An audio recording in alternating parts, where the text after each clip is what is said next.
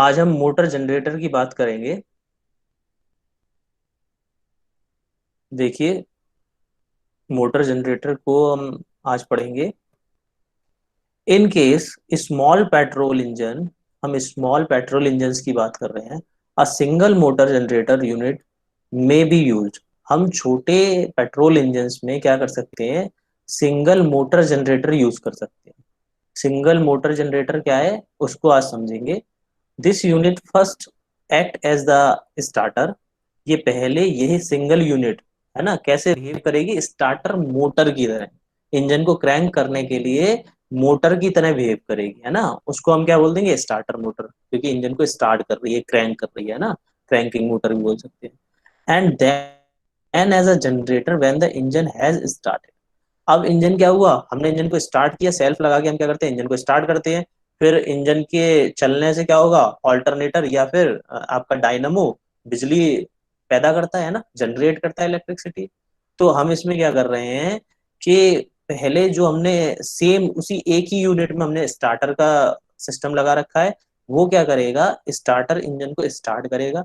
अब इंजन एक बार स्टार्ट हो गया, है ना, तो फिर हमें स्टार्टर मोटर की जरूरत नहीं होती, है ना। फिर हम उसे पिनियन को पीछे शिफ्ट कर देते हैं, है स्टार्टर मोटर में।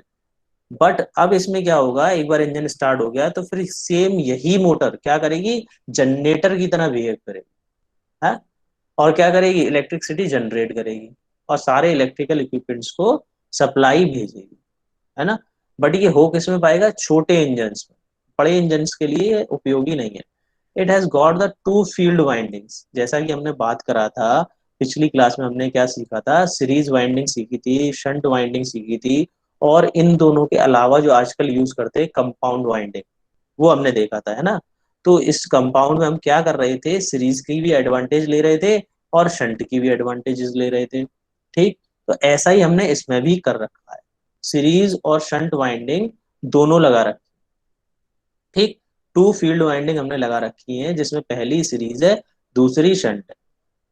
अब during the cranking of the engine, अब इंजन को जब हम क्रैंक करेंगे तो both the fields work together and developing torque. अब जैसे मैंने क्या किया, ये मेरी फील्ड वाइंडिंग है ना। तो यहाँ पे कहीं हमने सीरीज और शंट वाइंडिंग दोनों कर रखी है फील्ड के अंदर ही। यहाँ ये आर्मेचर है ना। तो ये क्या करेंगे? जब मैं इंजन स्टार्ट कर रहा हूँ तो वो एज अ मोटर बिहेव करेगी, यानी कि मोटर बिहेव करेगी। और क्या करेगी? यहाँ पे ये दोनों वाइंडिंग मिलके फील्ड जनरेट करेंगे, है ना। फील्ड जनरेट करेंगे जब हम स्टार्ट कर रहे हैं, तो हमें हाई टॉर्क मिलेगा, जिससे इंजन स्टार्ट हो जाएगा। अब when the operating as a generator, अब ये जब जनरेटर, अब इंजन स्टार्ट हो गया, फॉर एग्जांपल इंजन स्टार्ट हो गया। अब इंजन को क्या करना है? पावर जनरेट करनी है। वो डायनामो के थ्रू कर सकता है या अल्टरनेटर के थ्रू कर सकता है। ठीक, तो only the shunt field produce the required field. अब इसमें क्या होगा? केवल शंट फील्ड वाइंडिंग करेगी फील्ड जनरेट, यानी कि ये लाइनिंग जो होगी फील्ड्स की, जो ये फ्लक्स होगा वो केवल इसके थ्रू जनरेट होगा, शंट वाइंडिंग के थ्रू जनरेट होगा। Where as the series field act as the bulking field, thus prevent the excessive output, है ना। ये बल्किंग फील्ड की तरह काम करेगा, जो एक्सेसिव आउटपुट को प्रिवेंट करेगा, रोकेगा, है है ना। जैसा कि पिछली क्लास में हमने समझा था। अब देखिए यहाँ ये मोटर जनरेटर का इसने फिगर बनाया हुआ है, सर्किट डायग्राम। ये देखिए, यहाँ से जब ये जा रहा है, जैसे कि ये यहाँ इस पॉइंट के थ्रू में कहाँ जा रहा हूँ? बैटरी, है ना, टू बैटरी थ्रू कटआउट। अगर बैटरी का वोल्टेज ज्यादा है, फॉर एग्जाम्पल 100 आरपीएम पे, मान लेते हैं समझने के लिए 100 आरपीएम पे इस जनरेटर के वोल्टेज कम है। ठीक, इस जनरेटर के वोल्टेज कम है और बैटरी के वोल्टेज ज्यादा है।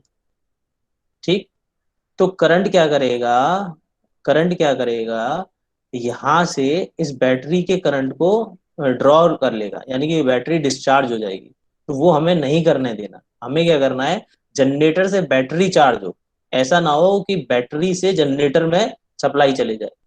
ठीक, जहां हाई वोल्टेज होगा, फॉर एग्जाम्पल अगर यहाँ बैटरी में हाई वोल्टेज है तो हाई से लो की तरफ जाएगा।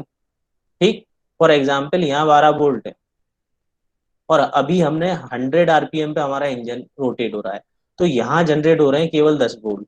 समझने के लिए मैं एक डाटा ले ले रहा हूँ रफ। ठीक। तो वोल्टेज जो करंट फ्लो होगा वो इधर से इधर होगा, ऐसा ना हो जाए उसके लिए हमने ये कटआउट लगा रखा है। समझ रहे हैं? अब यहाँ कटआउट क्या करेगा, जब ये 12 वोल्ट पर है, ये 12 वोल्ट पर है और ये 10 वोल्ट पर है, तो करंट को इस डायरेक्शन में फ्लो नहीं होने देगा। ठीक। अब जैसे ही इसकी वोल्टेज इंक्रीज हुई, ये 200 आरपीएम पे पहुंचा, 300 400 पे पहुंचा, तो इसकी वोल्टेज मान लेते हैं 15 वोल्ट हो गए। तो अब क्या होगा, कटआउट के जो पॉइंट्स हैं वो जुड़ जाएंगे आपस में, है ना, और करंट कहाँ से फ्लो करने लगेगा, जनरेटर से जनरेट होकर बैटरी की तरफ जाना शुरू कर देगा।